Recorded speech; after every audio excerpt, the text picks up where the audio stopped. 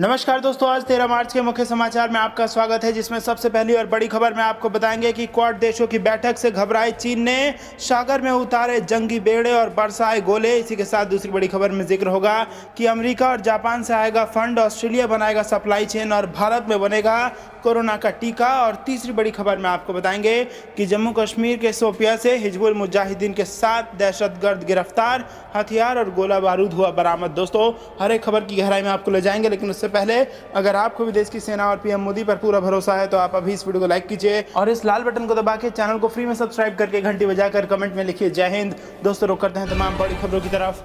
Quad देशों की बैठक से घबराए चीन ने सागर में उतारे जंगी बेड़े, बरसाए बम। जी हां दोस्तों, संयुक्त राज्य अमेरिका, जापान, भारत और ऑस्ट्रेलिया के नेता ने पहली बार क्वाड बैठक में हिस्सा लिया, जिसमें चीन पर चर्चा की गई। हालांकि इस बात को लेकर ड्रैगन इतना ज्यादा घबरा गया कि उसने दक्षिण चीन सागर में अपनी जंगी बेड़े उतार दिए और बम बरसाने के साथ ही सैन्य अभ्यास का एक नया दौर शुरू कर दिया। लिबर्टी टाइम्स ने बताया कि बीजिंग ने विवादित समुद्र क्षेत्र में रविवार तक समुद्री यातायात पर प्रतिबंध लगा दिया, जिसमें कहा गया कि क्षेत्र में उसका सैन्य युद्धाभ्यास हो रहा है। रिपोर्ट में कहा गया है कि इस घोषणा की व्याख्या अमेरिका के खिलाफ की जाएगी। शुक्रवार को अमेरिकी राष्ट्रपति जो बाइडेन से जापानी प्रधानमंत्री योशिहिदे सुगा, ऑस्ट्रेलियाई प्रधानमंत्री स्कॉट मॉरिसन और भारतीय प्रधानमंत्री नरेंद्र मोदी के साथ चीन से संबंधित कई मुद्दों पर चर्चा की। पिछले महीने के दौरान अमेरिकी और फ्रांसीसी नौसेना के जहाज दक्षिण चीन सागर के माध्यम से देखे गए थे, जिससे चीन के आक्रामक दावों के क्षेत्र में नेविगेशन की स्वतंत्रता पर जोर दिया गया। जर्मनी ने यह भी घोषणा की कि वह अगस्त में नौसेना के जहाज यहां पर भेजेगा।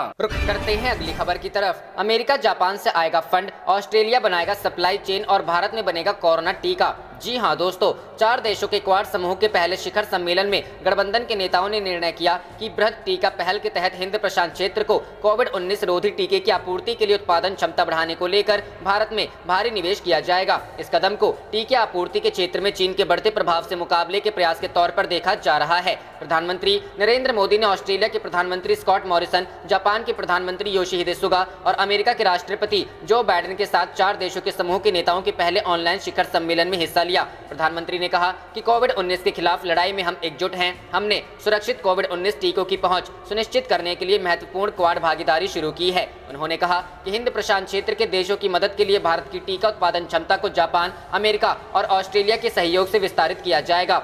सम्मेलन में नेताओं ने सुरक्षित और प्रभावी टीका वितरण के लिए एक टीका विशेषज्ञ कार्य समूह बनाने का फैसला किया। शिखर बैठक के बारे में विदेश सचिव हर्षवर्धन श्रृंगला ने संवाददाताओं को बताया कि यह निर्णय किया गया कि भारत की निर्माण क्षमता का अमेरिकी टीके के निर्माण के लिए उपयोग किया जाए। उन्होंने कहा कि क्वाड टीका पहले सबसे अधिक जरूरी और मूल्यवान है। श्रृंगला ने कहा कि आज के संदर्भ में यह सबसे महत्वपूर्ण पहल है। हम हिंद प्रशांत क्षेत्रों में देशों को निर्यात के लिए भारत में भारी निवेश पर चर्चा कर रहे हैं। हर साल 2022 के अंत तक 1 अरब खुराक उत्पादन करने के बारे में चर्चा कर रहे हैं। उन्होंने कहा कि क्वाड राष्ट्रों ने अपनी वित्तीय संसाधनों, विनिर्माण क्षमताओं और साजो सामान क्षमता को साझा करने की योजना पर सहमति व्यक्त की। श्रृंगला ने बताया कि अतिरिक्त क्षमता के निर्माण के लिए वित्त पोषण अमेरिका और जापान से आएगा, जबकि ऑस्ट्रेलिया साजो सामान एवं आपूर्ति को लेकर योगदान करेगा। ऑस्ट्रेलिया उन देशों को वित्तीय मदद करेगा जिन्हें टीके प्राप्त होंगे। उन्होंने कहा कि क्वाड टीका पहल का उद्देश्य हिंद प्रशांत क्षेत्र में कोविड-19 टीकों के विनिर्माण वितरण में तेजी लाना है। विदेश सचिव ने कहा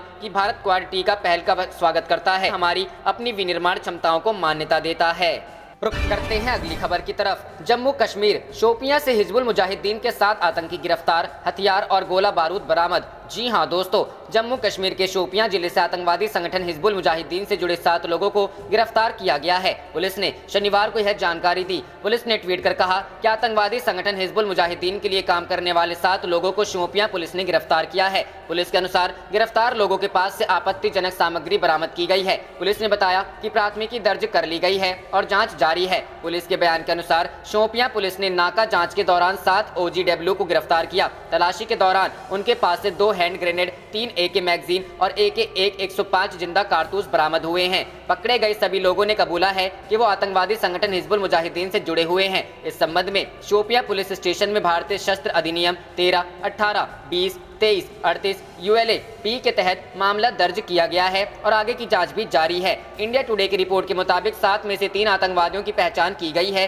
जिसमें मिमेंडर के रहने वाले समीउल्लाह फारूक चौपन, दाचीपोरा के रहने वाले हिलाल अहमद वानी और रमीज वानी के रूप में हुई है। कल भी एक आतंकी को किया गया था गिरफ्तार। सुरक्षा बलों ने जम्मू कश्मीर के डोडा जिले में शुक्रवार को एक घर से एक आतंकवादी को गिरफ्तार कर लिया। उसके पास से हथियार तथा गोला बारूद जब्त किए। अधिकारियों ने बताया कि सेना, CRPF, SSB और जम्मू कश्मीर पुलिस ने बिखेरियान गांव में संयुक्त धरपकड़ और तलाशी अभियान चलाया था। अधिकारियों ने कहा कि अभियान के दौरान फिरदौस अहमद नामक आतंकवादी को गुलाम अहमद नटनू के घर से गिरफ्तार किया गया। उन्होंने बताया कि वहां से 3 चीनी पिस्तौल, 2 मैगजीन, 15 राउंड कारतूस और 1 साइलेंसर जब्त किया गया। रुख करते हैं अगली खबर की तरफ। दिल्ली में बंगाल बीजेपी के कोर ग्रुप की बैठक, पार्टी अध्यक्ष JP नड्डा के घर पहुंचे अमित शाह। जी हां दोस्तों, विधानसभा चुनावों में उम्मीदवारों के नाम पर फैसला करने के लिए आज दिल्ली में बीजेपी के कोर ग्रुप की बैठक है। बीजेपी के केंद्रीय चुनाव समिति इस बैठक में उम्मीदवारों के नामों पर मुहर लगाएगी। केंद्रीय गृह मंत्री अमित शाह, केंद्रीय मंत्री जितेंद्र सिंह, असम के मुख्यमंत्री सर्बानंद सोनोवाल, शुभेंदु अधिकारी बीजेपी के राष्ट्रीय अध्यक्ष JP नड्डा के आवास पर पहुंच गए हैं। बीजेपी की केंद्रीय चुनाव समिति आगामी विधानसभा चुनावों के लिए उम्मीदवारों की लिस्ट को अंतिम रूप देने के लिए ये बैठक कर रही है। पार्टी ने बुधवार को असम के लिए 3 उम्मीदवारों के नामों की घोषणा की थी। इसी तरह पहले पश्चिम बंगाल विधानसभा चुनाव के पहले 2 चरणों के लिए 60 उम्मीदवारों की लिस्ट जारी की थी। एक दिन पहले शुक्रवार शाम को गृह मंत्री अमित शाह ने बीजेपी अध्यक्ष JP नड्डा से मुलाकात की थी। केंद्रीय मंत्री अमित शाह, प्रहलाद जोशी, B मुरलीधरन, पार्टी के BL संतोष और केरल बीजेपी प्रमुख बैठक में उपस्थित थे। रुख करते हैं अगली खबर की तरफ। रक्षा मंत्री ऑस्टिन और राजनाथ करेंगे मुलाकात। भारत अमेरिका के बीच बड़ी रक्षा साझेदारियों पर होगी चर्चा। जी हां दोस्तों, अमेरिका के रक्षा मंत्री लॉर्ड ऑस्टिन अगले हफ्ते भारत के रक्षा मंत्री राजनाथ सिंह से मुलाकात करेंगे और दोनों देशों के बीच बड़ी रक्षा साझेदारियों को मूर्त रूप देने के तौर तरीकों पर चर्चा करेंगे। यह जानकारी पेंटागन के एक शीर्ष अधिकारी ने दी। भारत और अमेरिका के बीच पिछले कुछ वर्षों से रक्षा संबंधों में तेजी आई है और जून 2016 में अमेरिका ने भारत को बड़ा रक्षा साझेदार बताया था।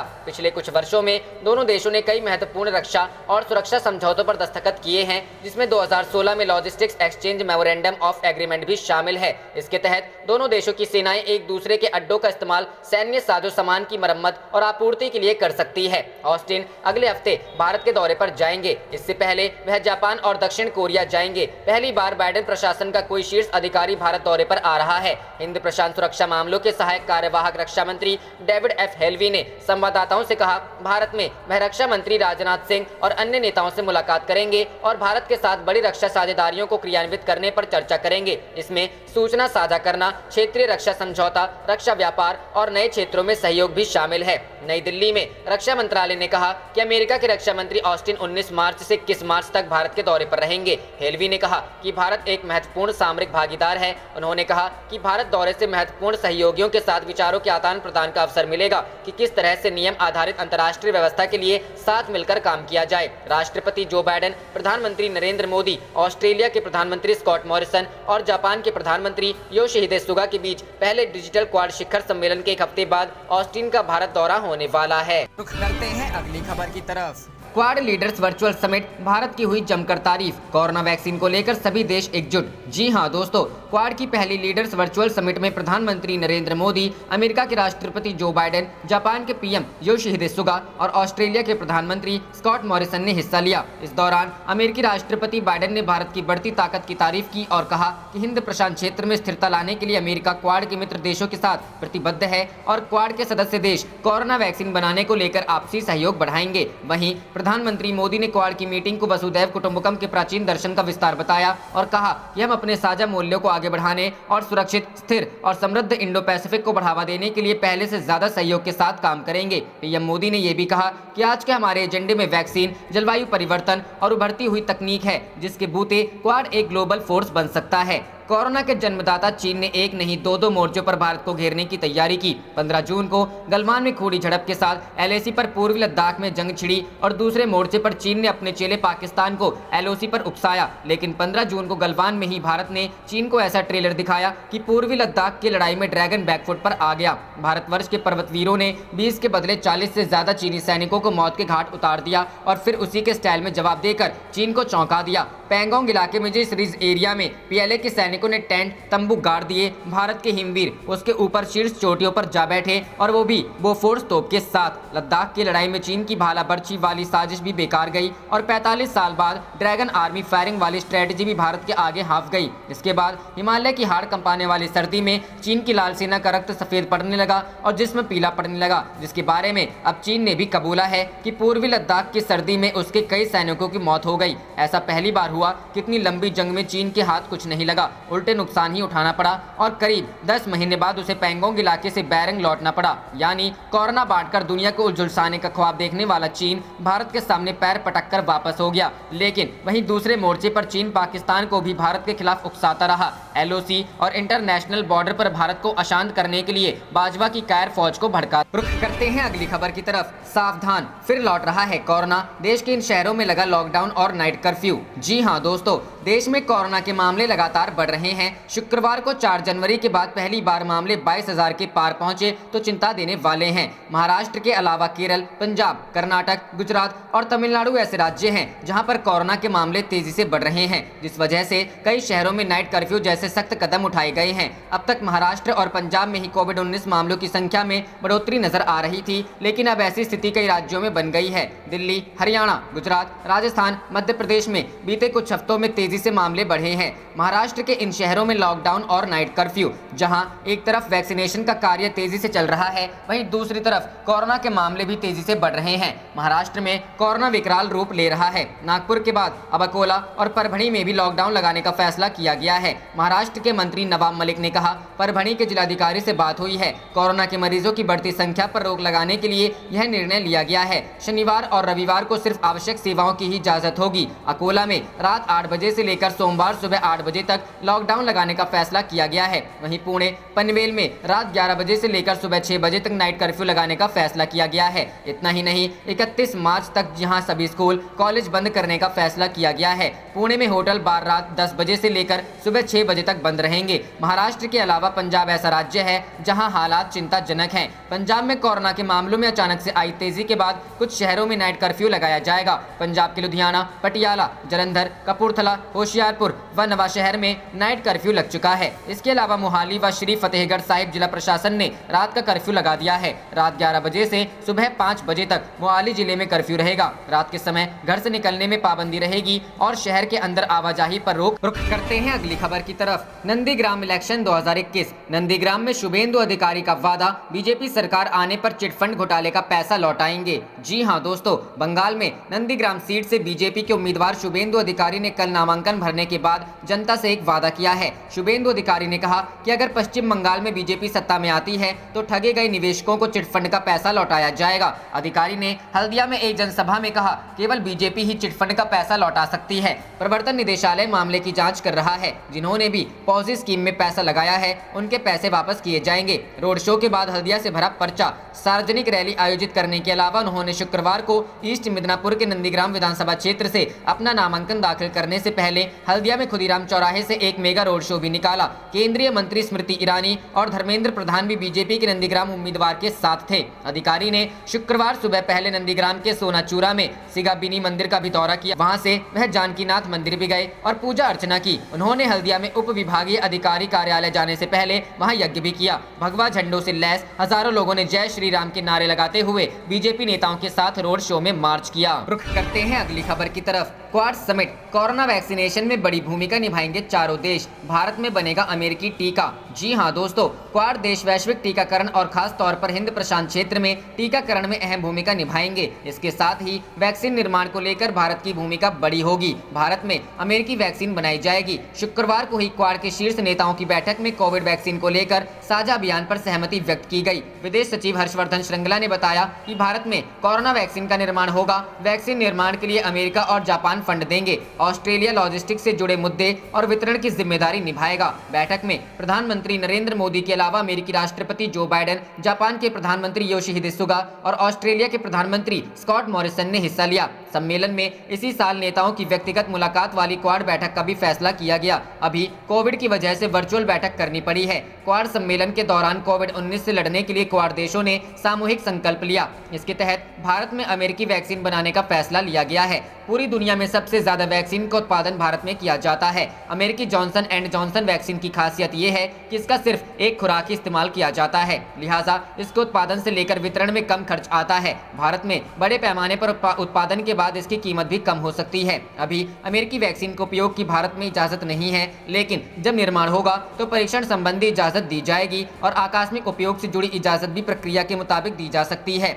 कोविड टीकाकरण को लेकर क्वाड देशों के शीर्ष नेतृत्व का संकल्प दुनिया में टीकाकरण के लिहाज से बड़ा कदम माना जा रहा है। बैठक में भारत द्वारा लगभग 70 देशों को टीका देने की सराहना की गई। सूत्रों ने बताया कि बैठक में मुक्त, स्वतंत्र, समेकित और सुरक्षित हिंद प्रशांत क्षेत्र की रणनीति पर चर्चा हुई। चीन को चुभने वाले मुद्दे भी बैठक में उठे। LAC की स्थिति का भी जायजा लिया गया। म्यांमार में लोकतंत्र की बहाली को लेकर भी चर्चा की गई। रुख करते हैं अगली खबर की तरफ। ग्लोबल आयुर्वेद फेस्टिवल में बोले PM मोदी, शारीरिक मजबूती और मानसिक कल्याण के लिए भारत आइए। जी हां दोस्तों, प्रधानमंत्री नरेंद्र मोदी ने वीडियो कॉन्फ्रेंसिंग के माध्यम से ग्लोबल आयुर्वेद फेस्टिवल के चौथे संस्करण कार्यक्रम को संबोधित किया। इस मौके पर प्रधानमंत्री मोदी ने कहा कि आयुर्वेद भारतीय संस्कृति से जुड़ी हुई है। इसे समग्र मानव विज्ञान, होलिस्टिक ह्यूमन साइंस की तरह माना जा सकता है। प्लांट से लेकर आपकी प्लेट तक, शारीरिक मजबूती से लेकर मानसिक कल्याण तक आयुर्वेद और पारंपरिक चिकित्सा का प्रभाव अत्यधिक है। वैश्विक महामारी कोरोना को देखते हुए प्रधानमंत्री नरेंद्र मोदी ने कहा कि वर्तमान की स्थिति आयुर्वेद के लिए एकदम सही समय प्रस्तुत करती है। पारंपरिक चिकित्सा को वैश्विक स्तर पर प्रसिद्ध होने का पूरा मौका देती है। अभी भी इनके प्रति रुझान बढ़ता जा रहा है। विश्व देख रहा है कि कैसे मॉडर्न और ट्रेडिशनल दोनों ही प्रकार की चिकित्सा आदमी के स्वास्थ्य के लिए आवश्यक है। लोगों की इम्यूनिटी बढ़ाने में आयुर्वेद के योगदान को लोग पहचान रहे हैं। स्वास्थ्य पर्यटन पर बोलते हुए प्रधानमंत्री मोदी ने कहा, आप अपने शरीर का इलाज चाहते हैं, चाहे अपने मस्तिष्क का, दोनों ही स्थिति में भारत आइए। इस दौरान प्रधानमंत्री मोदी ने वैश्विक स्तर पर आयुर्वेद को हर संभव मदद देने का आश्वासन दिया। उन्होंने बताया कि कैसे आयुष मेडिसिन को सस्ते और किफायती पैसों पर लोगों तक पहुंचा रहा है। मोदी ने आगे कहा, हमारे यहाँ की आयुर्वेदिक और अन्य पारंपरिक चिकित्साओं से संबंधित नीतियां पहले से ही विश्व स्वास्थ्य संगठन की पारंपरिक चिकित्सा रणनीति से जुड़ी हुई है। WHO ने भी भारत में global centre for traditional medicine स्थापित करने की घोषणा की है। रुख करते हैं अगली खबर की तरफ। UAE के आसमान में भारत में सुखोई Su-30 MKI ने लगाई दहाड़, पाकिस्तान के क्यों छूटे पसीने। जी हां दोस्तों, भारत और UAE के बीच बढ़ते आपसी संबंधों के बीच दोनों देश इस समय साझा युद्धाभ्यास कर रहे हैं। डेजर्ट फ्लैग नाम के इस युद्धाभ्यास में भारतीय वायुसेना के 6 सुखोई Su-30 MKI, एक IL-78 एयर रिफ्यूलिंग एयरक्राफ्ट और 2 C-17 ग्लोबमास्टर ट्रांसपोर्ट एयरक्राफ्ट शामिल हैं। UAE के आसमान में उड़ान भर रहे भारत के इन लड़ाकू विमानों की गूंज वहां से करीब 1700 किलोमीटर दूर पाकिस्तान में सुनाई दे रही है। इस युद्धाभ्यास में भारत और UAE के अलावा फ्रांस, अमेरिका, सऊदी अरब, दक्षिण कोरिया और बहरीन की सेना हिस्सा ले रही है। यह पहला मौका है जब भारत की वायुसेना UAE में आयोजित किसी युद्धाभ्यास में एक्टिव पार्टिसिपेट कर रही है। इसमें तुर्की के कट्टर दुश्मन ग्रीस को भी ऑब्जर्वर की भूमिका में शामिल किया गया है, जिसे सीधे तौर पर मध्य पूर्व में बदलते रणनीतिक हालात से जोड़कर देखा जा रहा है। 3 से 27 मार्च तक होने वाले युद्धाभ्यास डेजर्ट फ्लैग में भारत के लड़ाकू विमान अलग अलग देशों के साथ उड़ान भर रहे हैं। इस युद्धाभ्यास को UAE की अल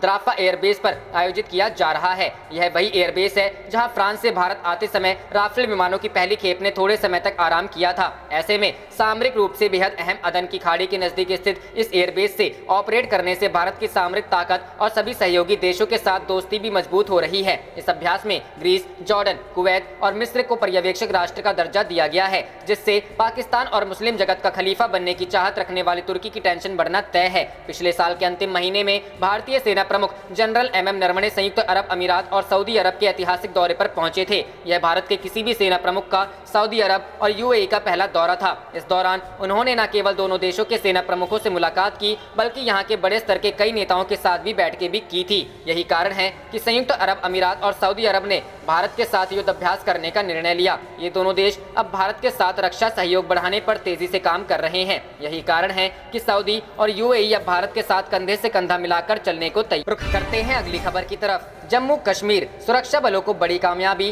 डोडा से आतंकी गिरफ्तार, चीनी पिस्तौलें बरामद। जी हां दोस्तों, जम्मू कश्मीर में सुरक्षा बलों के हाथ एक बड़ी कामयाबी लगी है। वहां एक आतंकवादी को पकड़ा गया है। जम्मू कश्मीर के डोडा से पकड़े गए इस आतंकवादी के पास 3 चीनी पिस्टल, 5 मैगजीन और 15 जिंदा कारतूस बरामद हुए हैं। पुलिस और सीआरपीएफ के जवानों ने इस साझा ऑपरेशन को अंजाम दिया था। आतंकी की गिरफ्तारी डोडा के बखेरियन गाँव से हुई है। आतंकी का नाम फिरदौस अहमद बताया गया है। उसे गुलाम अहमद नाम के शख्स के घर से पकड़ा गया है। जम्मू कश्मीर पुलिस के मुताबिक डोडा के बखेरियन गांव में संयुक्त कॉर्डन और सर्च ऑपरेशन में सेना के 10 आरआर, डोडा पुलिस और सीआरपीएफ ने किया गया था। बताया गया कि तलाशी अभियान के दौरान 3 चीनी पिस्तौल, 5 चीनी पिस्तौल मैगजीन, 15 राउंड चीनी पिस्तौल और 1 साइलेंसर बखेरियन के गुलाम अहमद नट्टू के घर से बरामद किए गए, जबकि पकड़े गए आतंकी की पहचान फिरदौस अहमद के रूप में की गई थी।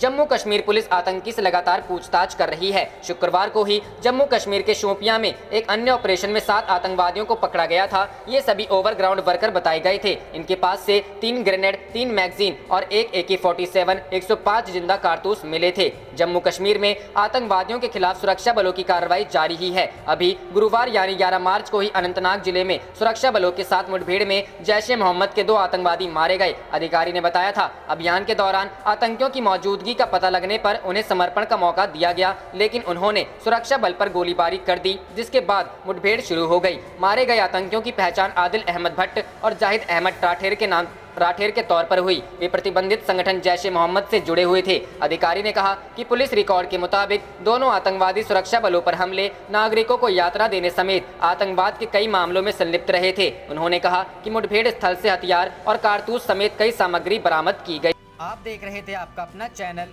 जय हिंद जय भारत।